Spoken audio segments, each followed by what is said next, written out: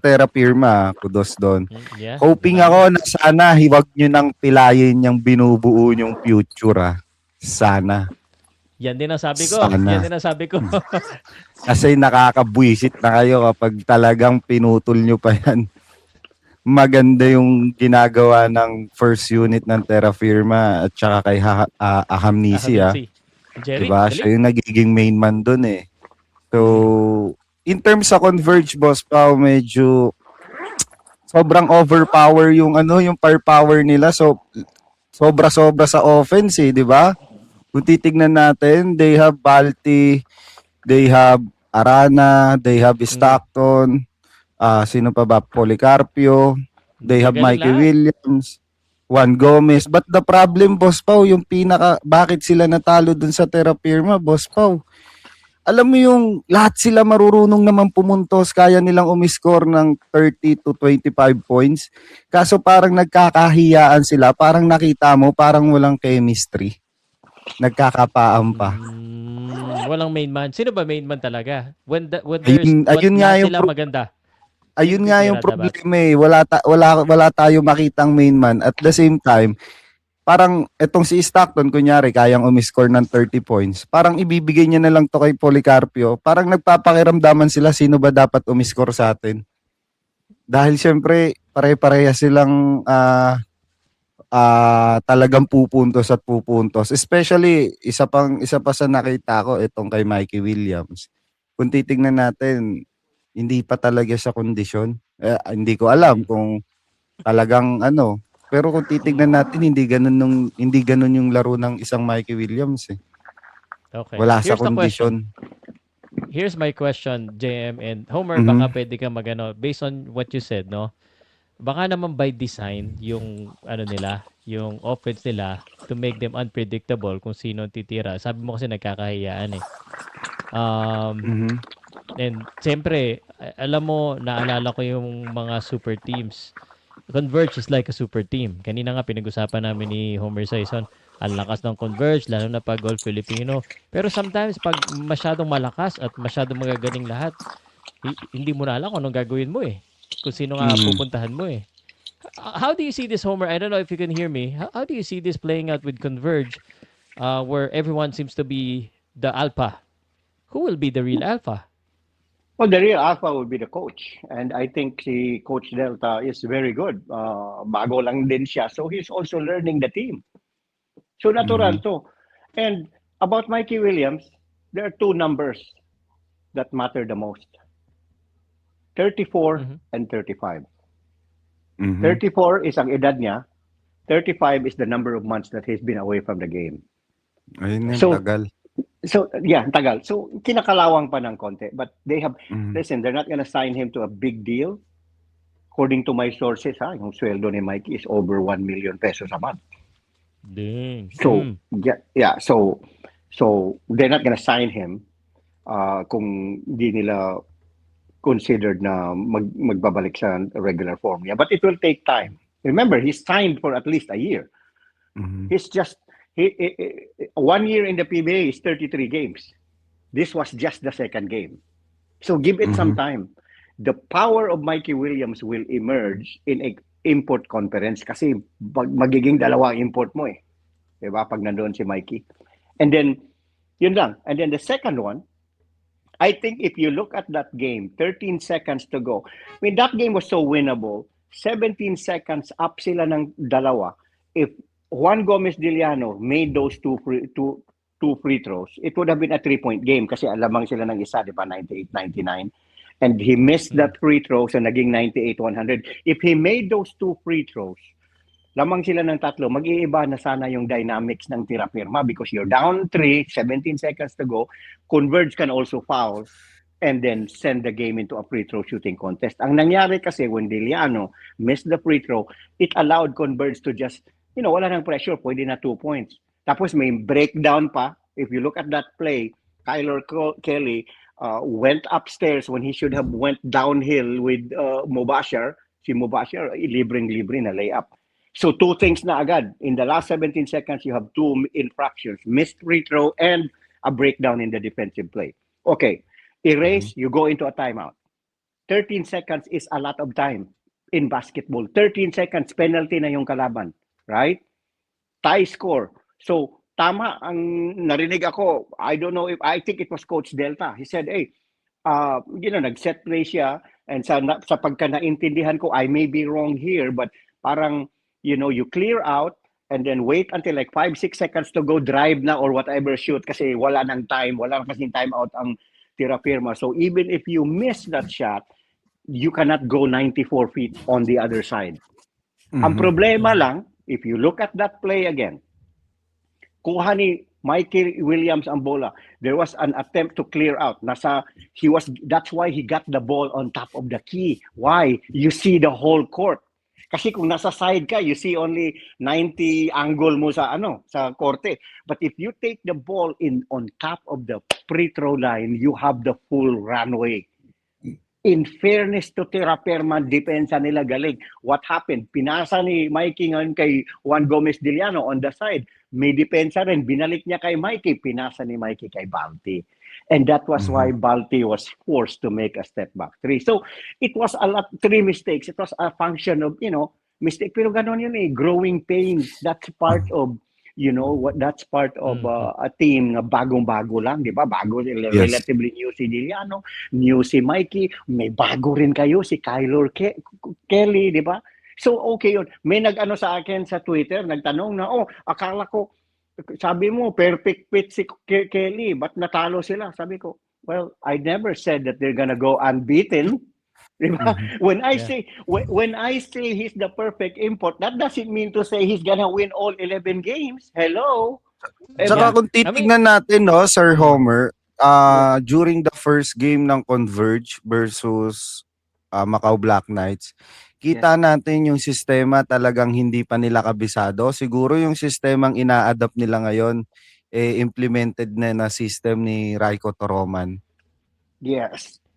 Kasi Whatever iba yung iba yung sistema, Sir Homer, nung nilalaro nila nung last conference at saka sa ngayon Hindi ganun yung galaw ng kasi last conference more on may mga magagandang high-low post up sila Balti at Arane. Ngayon nasa side lang silang dalawa Yeah. Yes. And then again, changes in personnel. Nandun na si Policarpio, diba? So then you have to fit him in your system. So yun ang challenges. The challenges of a good team is, yun nga. Ang advantage is obviously, can you imagine where else can you get na kunin mo si Balti, ang palit si Arana. Diba? Kunin mo si Juan Gomez Diliano, ang papalit si Alex Stockton. So it's a good problem to have. Pero nga, yung problema is like when you, at the end of the day, you only have one ball. So saan mo ibigay? Diba? Yun ang Yun ang mahirap. Yeah. Yun ang challenge ng coach. Pero again, it takes I covered the Golden State Warriors at their peak. Klay Thompson, Steph Curry, and Kevin Durant. KD. Yeah, kung ikaw si Steve Kerr, with the game on the line, saan mo ibigay bola? Diba? So this is important for a locker room to be united na walang ego. So nakikita ko yan sa Converge. They will be okay in the long run. Kasi may mga team na, like for instance, si Bolek. I've spoken to him a couple times before. Sa tingin ko, Bolek is not that kind of guy. Na pag last game, gusto talaga ni Bolek sa kanya yung bola. May problema tayo kung iba yung mag-shoot niyan. Right?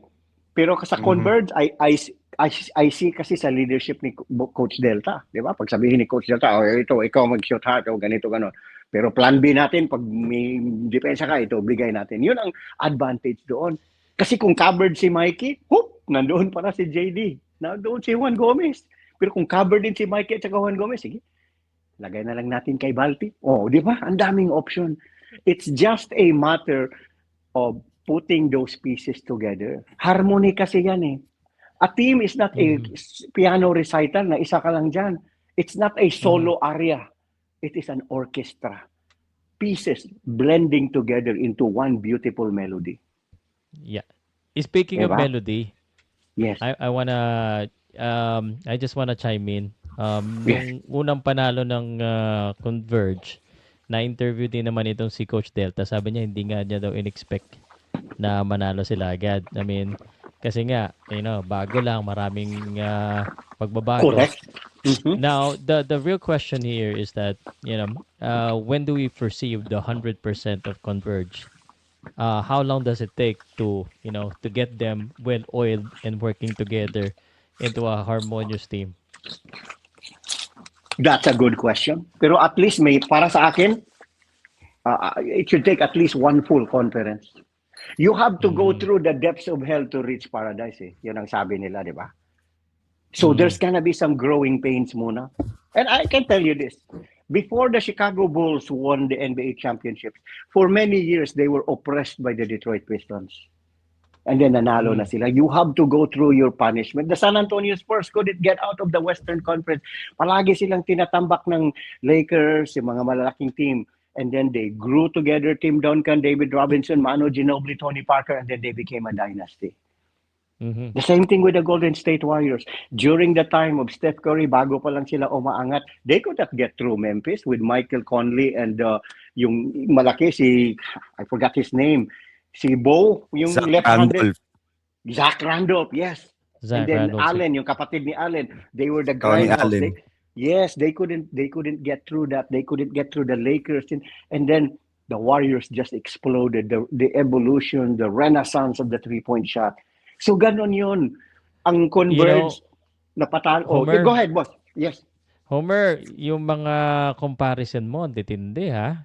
Are we expecting Converge to be, kasi mga inaano mo, lahat yan, mga magcha-champion from the start. Are you expecting Converge to be a dynasty? Kasi ganyan ang comparison mo. Is that how you're looking at Converge? Yes, they have the potential, boss. It is a potential. Tell me if I'm... Kasi naman look at the talent. And then sa budget naman sa import, di naman nabibitin Diba? It's one thing na may talent ka na local, pero pagdating sa conference, wala kang budget pang import, wala ka. Diba? So, Saka good thing big kasi ano sa na yan, Converge. Good thing kasi sa Converge, talagang puro fresh legs ang player nila. correct. Compare mo sa mga malalakas na team like for example itong TNT, SMB, Ginebra, 2 to 3 years yung mga player na nandiyan, mawawala na yan Yes. This is a big word, yung pagkasabi mo, Homer, because Converge is an independent team. When was the last time we have an independent team to be like a dynasty or a leader? Kailan ba? Never. Yung Alaska Days ba? Alaska Days. Yes, Alaska Days, at saka yung Rain or Shine, nanalo. Tapos... I mean, when I say dynasty, yung talagang nagdo-dominate. Oo, wala. That was the Wala. Alaska Days. That was the The Alaska Days lang. And Yes. do you see, kasi alam mo, naalala ko bigla kasi, hindi ko alam sa mga comment section sabi, kami sir, Converge kami, pero dati kaming Alaska. Nakunin ko tuloy, Alaska fan, Converge. Do they have a potential to be like dominant like Alaska na lang? Like getting Grand Slams and all that? Yes. I have faith in them. Look at their manpower. Grabe. Again, like I said, this is just a team that needs to grow together. Pero ang pyesa nandoon na Nandoon na Diba? It's just... Look at Balti 3 years from now. Who's gonna guard him kung wala na si Fajardo sa Philippine Cup? Which other big guy can you think about? Galinato sa TNT? Sino ba? Gio Chu? Tsaka ang lalim kasi ng big man nila 'Di ba Sir Homer, they have Egilos. Itong si Egilos matanda na to, boss pa Noon pa nabutan ko na to sa PBA D-League pa lang Ngayon Yes. pa lang nakabalik to sa PBA Tapos they have Larry Muyang pa. Yes. Tapos meron kang import na Kyler Kelly. Isipin mo yung mag-iikutan sila tapos napaka-fresh leg ng mga players. Kahit maglaro siyang mga yan ng 20 minutes lang. Yes. Ang laking I bagay agree. ng pahinga nun. Yun ang Tapos may masabi ko. Policarpio ka pa. May Galing nga, galing mo. John Lloyd Clemente ka pa na isa sa pinaka-inaasahan niya during NU Bulldogs. Yung nasa NU Nazareth pa yan. Alam mo yun yung... In other may words, Archie Concepcion pa. In other words, ang bench ng Converge mas lalim pa sa bulsa ni Pau Salud. Yun lang. Mm. Pero may Malalim, kasabihan malalim tayo. talaga. May Ha? kasabihan tayo, no? Kahit gaano kaganda ang materials mo, although sinabi mo, dyan Coach Delta, and he's brilliant in coaching, but we are still yet to find out if they can really work together and if they have chemistry.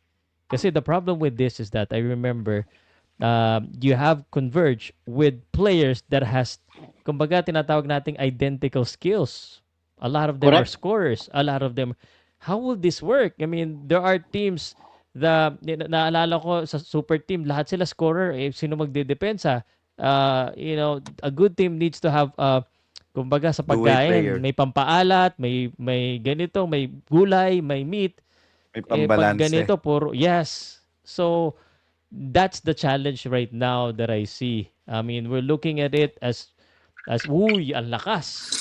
But how will Delta, mix this together and make them work as a team and complement each other? That's the kind of word that I'm looking for. Yes. And he will learn. Yung sinabi nga nila, constant correct practice makes perfect.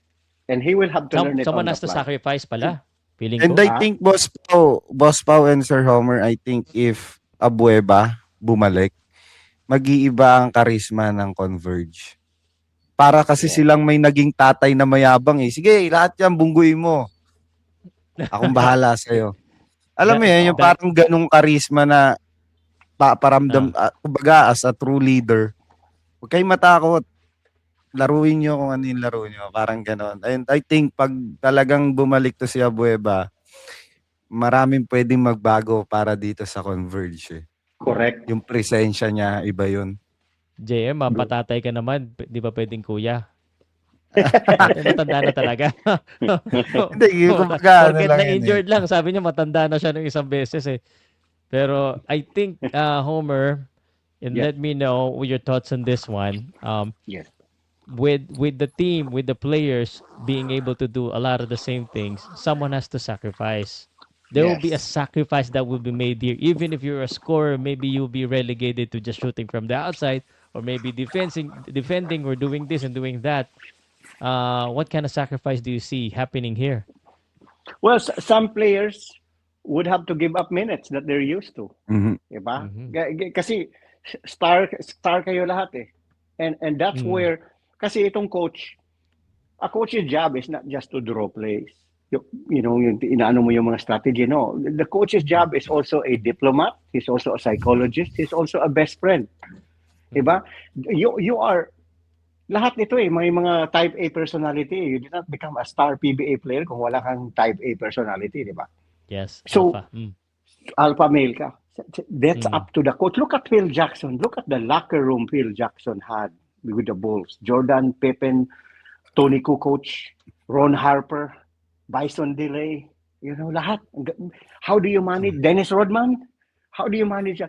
Nandyan yan kay Boss Delta. And I think he has the leadership quality being a former governor and current vice governor. Tsaka You have, singit ko lang doon kay Sir Homer, Boss Pao, yes, para yes. may konting idea ka. In terms of sacrifice ng player, etong si Juan Gomez, kaya nito mag-sacrifice. Bakit? Correct. First of all, yung nasa UP yan ang star player ng UP. High school man at tsaka nung senior.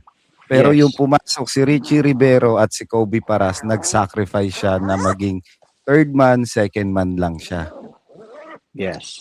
So, And yung look, experience ng Juan Gomez in term of sacrifice, just to win lang, para manalo yung team, siguro I think kaya niyang bigay yun. Mhm. and also, having played internationally na sa Lithuania, hindi siya star doon, sa KBL, hindi siya star. And he learned na, this is a system. You are part of a community.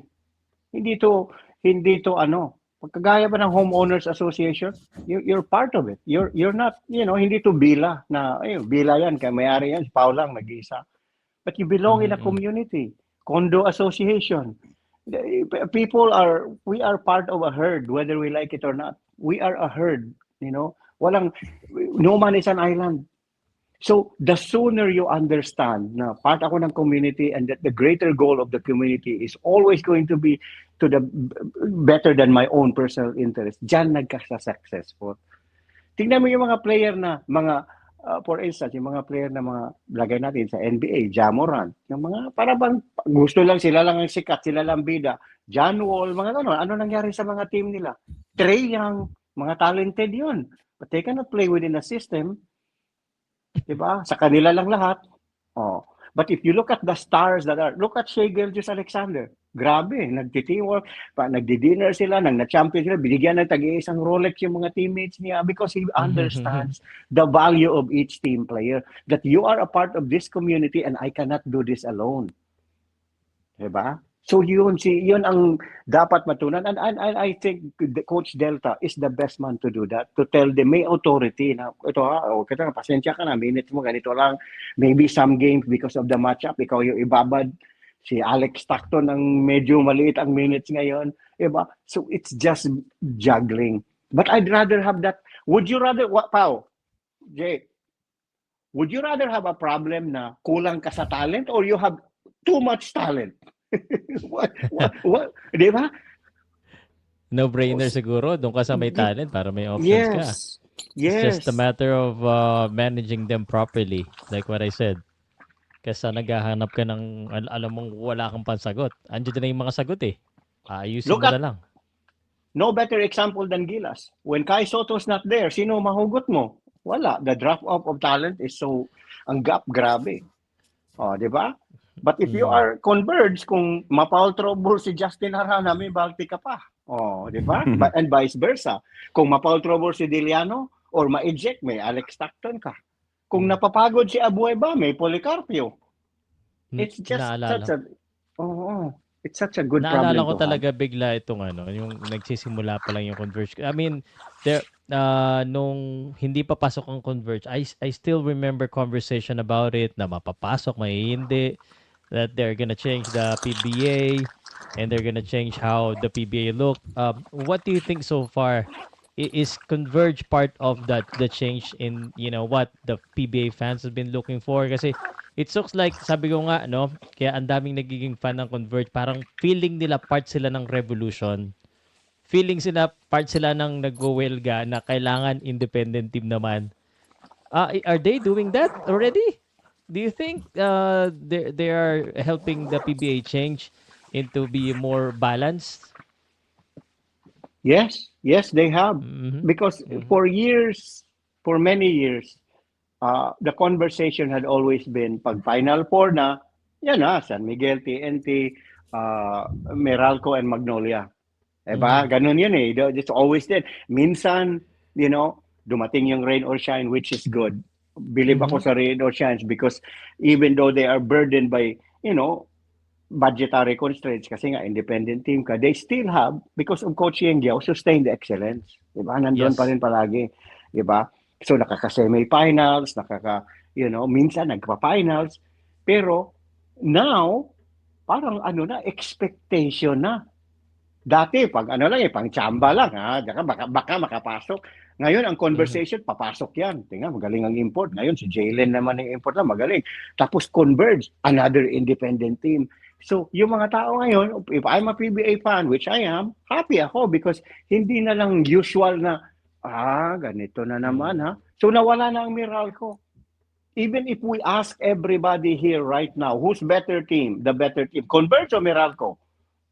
Converge. Or even Magnolia. Converge. Even Magnolia. Di ba? Kahit idikit mo yung Magnolia at Rain or Shine ako eh. Yan ang dalawang team ko ngayon eh. Converge, Rain or Shine eh. Wow, independent. Naalala ko bigla, allegedly, na hindi mapapayagan itong mga ganitong movement sa PBA. Pero, napapayagan naman pala.